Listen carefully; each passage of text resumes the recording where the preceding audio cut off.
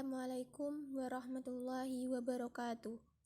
Kami dari kelompok 2 akan mempresentasikan hasil kerja kami tentang teori belajar.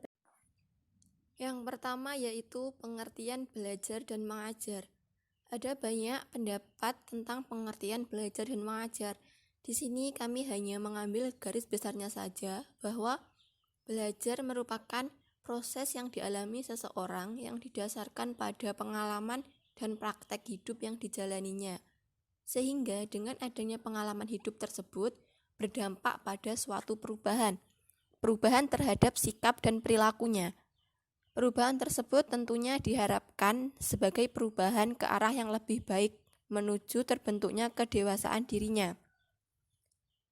Mengajar merupakan upaya dalam memberi stimulus, bimbingan, pengarahan, dan dorongan kepada siswa agar terjadi proses belajar. Mengajar bukan lagi hanya menyampaikan bahan pelajaran, melainkan bagaimana menciptakan lingkungan belajar dengan sebaik-baiknya sehingga terjadi proses belajar. Selanjutnya yaitu fungsi teori belajar. Di sini ada 4 fungsi teori belajar. Yang pertama, teori belajar membuat penemuan-penemuan menjadi sistematis. Suatu teori dapat digunakan untuk membuat penemuan penelitian menjadi sistematis dan memberi arti pada peristiwa-peristiwa yang kelihatannya saling tidak ada hubungannya. Yang kedua, membuat pendeteksi. Suatu teori yang baik dapat menghemat usaha-usaha yang tidak berguna dengan menunjukkan letak segi keuntungan bila dilakukan suatu penelitian. Yang ketiga, membuat prediksi. Suatu teori dapat memperlihatkan apa yang dapat diharapkan untuk ditemukan bila telah melakukan eksperimen. Yang terakhir, memberi penjelasan. Suatu teori dapat digunakan untuk menjelaskan. Jadi, fungsi teori dalam hal ini adalah untuk menjawab pertanyaan.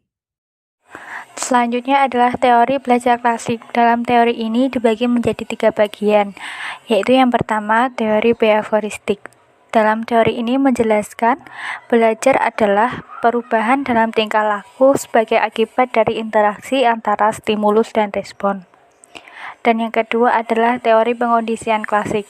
Dalam teori ini menjelaskan bahwa stimulus netral diasosiasikan dengan stimulus yang bermakna dan menimbulkan kapasitas untuk menghasilkan respon yang sama. Dan yang terakhir adalah teori Gestalt. Teori ini menjelaskan proses persepsi melalui pengorganisasian komponen-komponen sensasi yang memiliki hubungan, pola, atau kemiripan yang menjadi kesatuan. Para ahli yang berkarya dalam teori behavioristik, yaitu yang pertama, Thorndike. Dalam pendapatnya, belajar adalah proses interaksi antara stimulus dan respon. Yang kedua, Watson. Pendapatnya, belajar adalah proses interaksi antara stimulus dan respon. Yang ketiga, Clark Hall. Yang pendapatnya, tingkah laku seseorang berfungsi untuk menjaga kelangsungan hidup. Dan yang terakhir adalah Edwin Guthrie yang berpendapat belajar merupakan kaitan asosiatif antara stimulus dan respon tertentu. Selanjutnya, teori pengkondisian klasik. Teori ini dibagi menjadi 2 bagian. Yang pertama, stimulus. Dalam stimulus dibagi menjadi 2 bagian lagi, yaitu yang pertama, unconditioned stimulus atau US, yang berarti secara otomatis menghasilkan respon tanpa ada pembelajaran terlebih dahulu. Dan yang kedua yaitu conditioned stimulus, yang berarti stimulus yang semula netral akhirnya menghasilkan conditioned respon setelah diasosiasi dengan US. Dan yang kedua yaitu respon. Dalam respon dibagi menjadi 2 bagian, yaitu unconditioned respon, yang berarti respon yang tidak dipelajari secara otomatis dihasilkan oleh US. Dan yang kedua yaitu conditioned respon, yang berarti respon yang dipelajari yang muncul setelah terjadi pasangan antara US dan si US. Selanjutnya adalah aplikasi teori Gestalt dalam proses pembelajaran, yaitu yang pertama, pengalaman tilikan atau insight. Yang kedua, pembelajaran yang bermakna atau meaningful learning. Yang ketiga, perilaku bertujuan atau purposive behavior. Yang keempat, prinsip ruang hidup atau life space. Dan yang terakhir, transfer dalam belajar. Teori belajar modern. Teori belajar modern terdiri atas 3 teori belajar, yaitu teori kognitif, teori konstruktivistik, dan teori sibernetik. Yang pertama, teori kognitif. Teori ini mementingkan proses belajar daripada hasil belajar. 2. Teori konstruktivistik, yaitu proses pembelajaran siswa yang harus mendapatkan tekanan.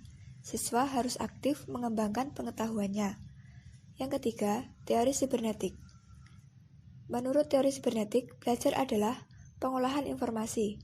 Proses belajar penting, namun lebih penting sistem informasi.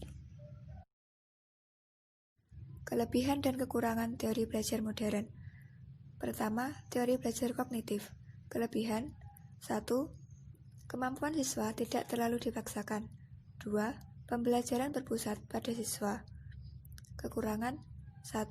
Bentuk pendisiplinan tidak diambil dari proses stimulus-respon. 2. Strategi pembelajaran yang dilakukan oleh guru tidak mengenal manajemen kelas baik.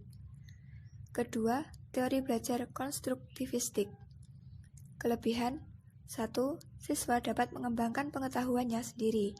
2. Kreativitas dan keaktifan siswa akan membantu siswa dalam kehidupan kognitif siswa.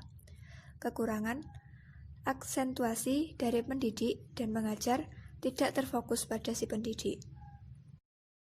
Ketiga, teori belajar sibernetik. Kelebihan: 1. Cara berpikir yang berorientasi pada proses lebih menonjol. 2. Menyajikan pengetahuan memenuhi aspek ekonomis. Kekurangan: 1. Terlalu menekankan pada sistem informasi yang dipelajari. 2. Kurang memperhatikan bagaimana proses belajar.